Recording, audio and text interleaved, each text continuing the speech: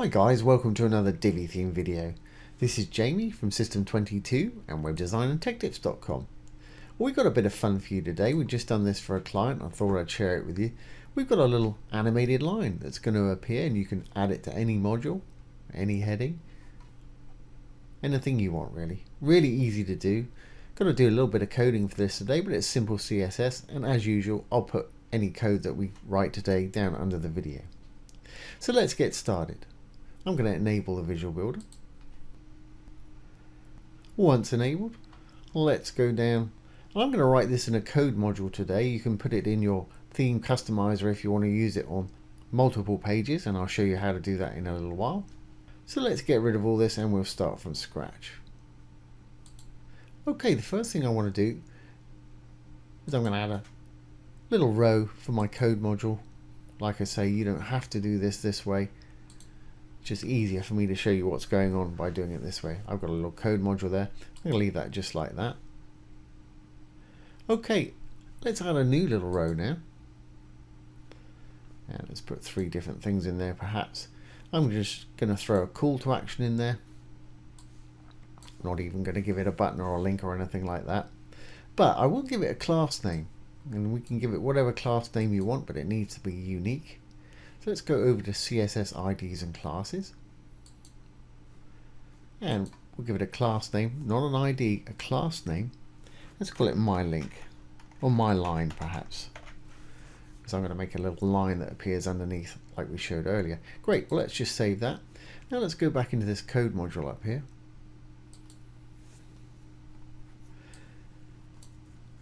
Now, as we're writing CSS, I've got to open some style tags, and this is the only bit I can't put down below because of the pointy brackets, which is just left pointy bracket, the word style, and right pointy bracket. It'll put in a closing style tag for you. The only difference is that's got a / in front of it. But like I say, if you're using your additional CSS panel for this, or the custom CSS panel, you don't need to use style tags, and I'll show you that later on. Okay, what do we want to do? Well, I want to create some content. Well, we gave it that class name, which is my line. All class names have a dot or a period in front of them, so it's dot class name itself. But I actually want to use a pseudo element for this. We're actually going to put it either before or after, it doesn't matter. Let's use before this time perhaps. So it's 2 full colons and the word before. Then I'm going to open and close some curly brackets. Inside we can start writing our code.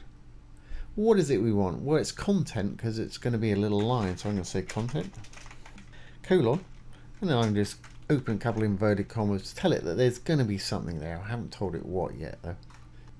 I'm going to give it a position of absolute so it stays where we put it at all times. Position absolute. Now, just so we can see it in a minute, I'm going to give it a height and a width. Let's give it a height.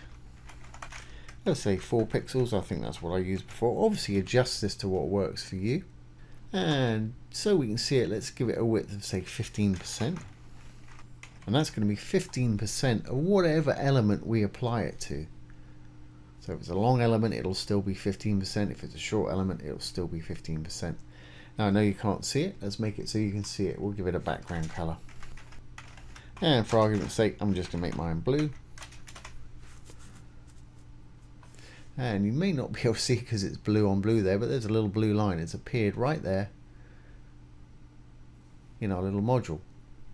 Now I don't want it there. I want it to be on the bottom. I want it to be about 20 pixels lower or even 10 pixels lower than the bottom of here. And I want it to be dead central. So we'll say bottom. And I want it to be below, so I'm going to give it negative 10 pixels. So it should drop down the bottom there. There it is. And obviously adjust that if you want it further away, make it more. Negative 20. I think 10 is going to do. Let's compromise. Let's call it 15. How's that? Okay. We've got it down there, but it's not central. I mean, it is. That corner's right in the middle. But I want the whole thing to be absolutely central. So the middle of this is in the middle of whatever element we're putting it on. So we can achieve that by using some transform translate, but also I need to tell it wants to be 50% from the left hand side as well. You won't see much change there, but if you change modules it won't work if you don't put this in. So I'm going to say left 50%, basically halfway across. And I left a little semicolon off there. Always need to put a semicolon on. It will not read the next line if you don't do that within your curly brackets. Okay, well there it is. We need to scoot it right in the middle with a bit of transform, translate. Transform, colon, translate. Round brackets at the end with no gap. And I want it to be basically half of its width and half of its height to the left. So I'm just going to put one value in here, negative 50%. So that's half of itself. And that's dead central right there. Fantastic.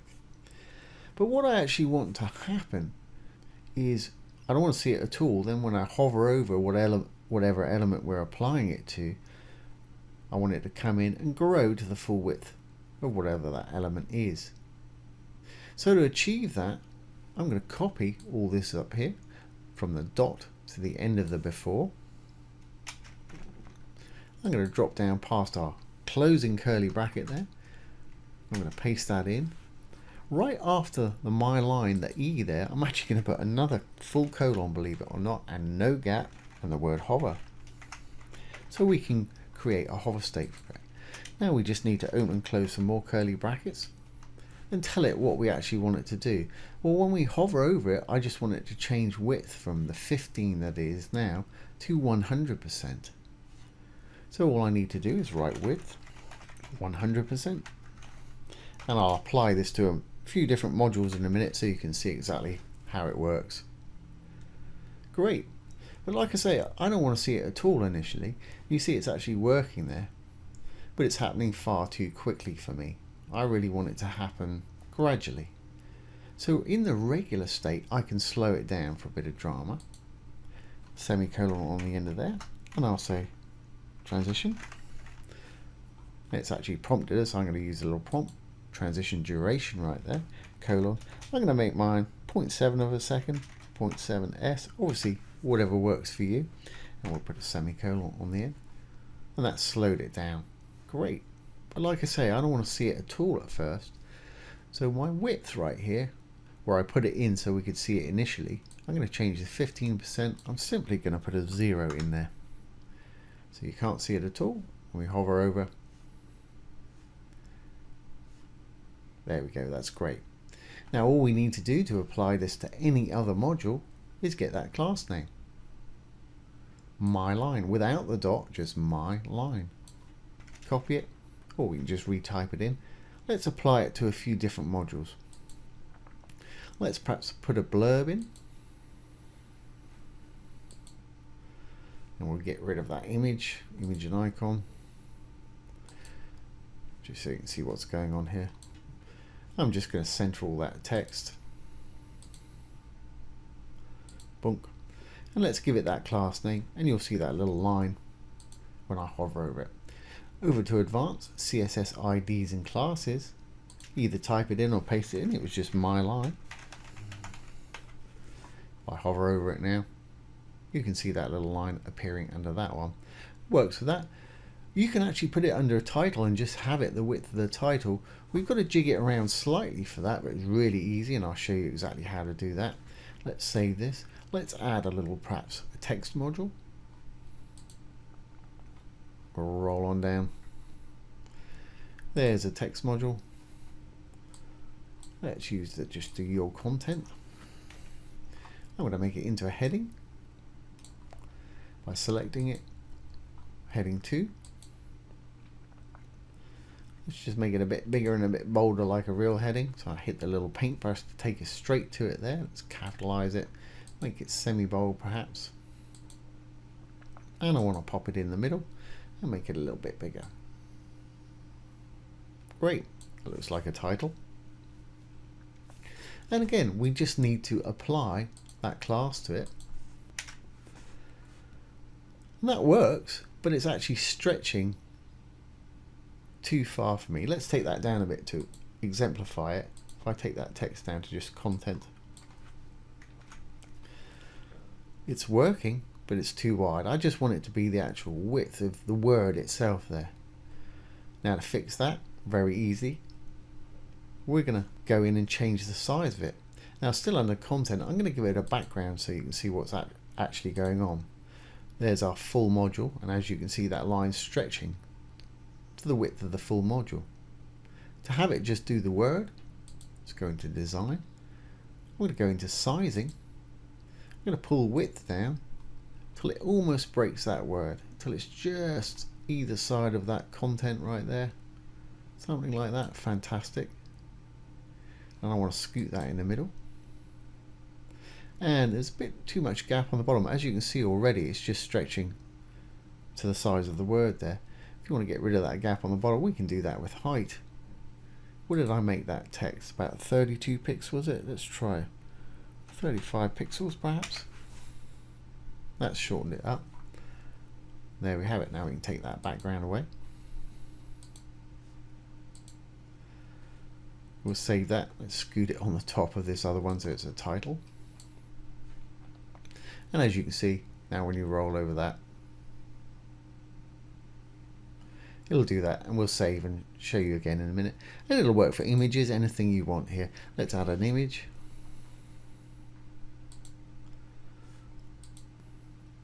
Pop in whatever image you want. We'll open it in a light box, that'll still work.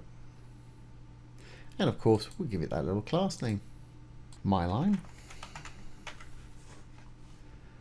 And it's got one under there also. So let's save this, make sure it's all going to work on the front end.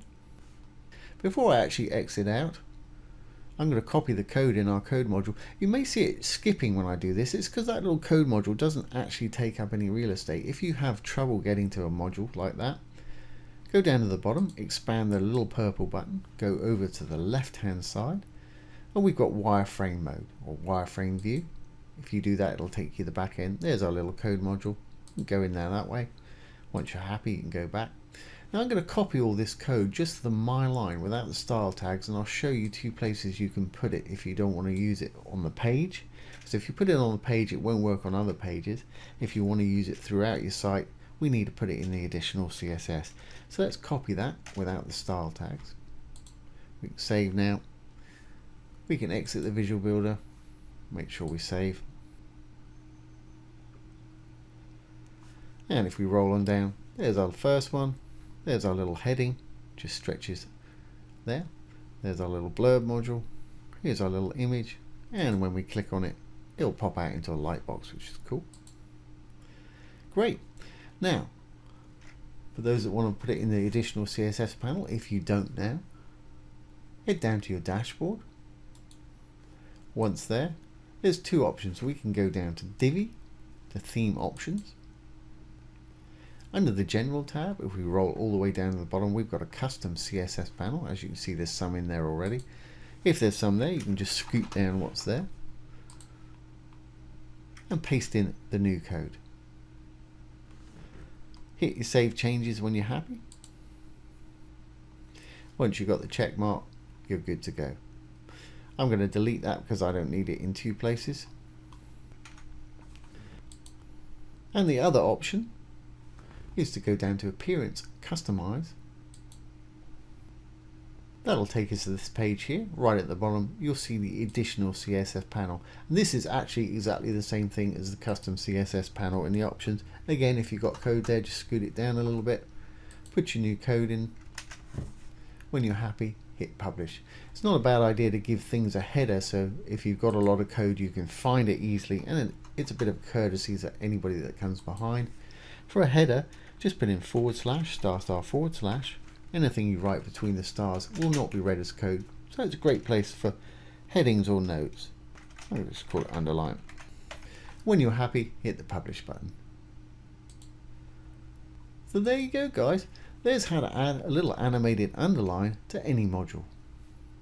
Really easy to do. Nice little effect. People are mousing around and that sort of thing happens. It's going to tend to get their eyeballs on it. So I hope you've enjoyed this today and found it useful. If you have, please give it a thumbs up, ring the bell, comment, share, and subscribe to our YouTube channel. Once again, this has been Jamie from System22 and webdesignandtechtips.com. Thanks for watching. Have a great day.